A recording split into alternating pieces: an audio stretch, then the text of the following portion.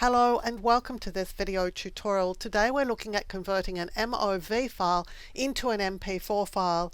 I've come up against this problem because I downloaded a video from my phone onto my Windows PC. The file will not open in my editing software. It told me to go and download QuickTime. When I did that, it then told me I didn't have the right codecs. And short of spending another hour trying to sort this problem out, here's the solution I found.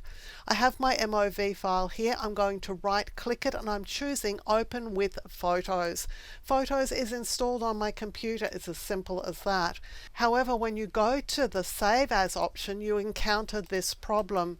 The only thing you can save it as is an MOV file, and that's what caused the problem in the first place. But there's a solution. There's an option here for trim, and so we're going to click on trim. You can see Save As Copy is still grayed out, but let's just drag the timeline along here. I'm just sacrificing a few frames. Now I can go to Save As Copy. I'm going to call this trim 2 because I've already trimmed it once before. You'll see that MOV is the default extension. That was what caused the problems in the first place. So I'm going to click on this and choose MP4. Click Save and wait a few minutes as the video is encoded now as an MP4. Much more universally accepted, and my editing software is going to accept this file.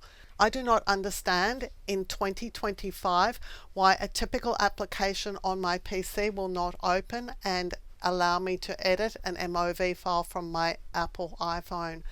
But this is the situation. This is the simplest solution I've come up with. It's instant, no downloading of special software, and it works. If you like carefully researched content like this, clearly presented in a step-by-step format so that you can get great results every time, then you'll love my other YouTube videos. So give this video a thumbs up and click to subscribe to the channel. And on the screen now, you'll see a video that I've handpicked for you to watch next.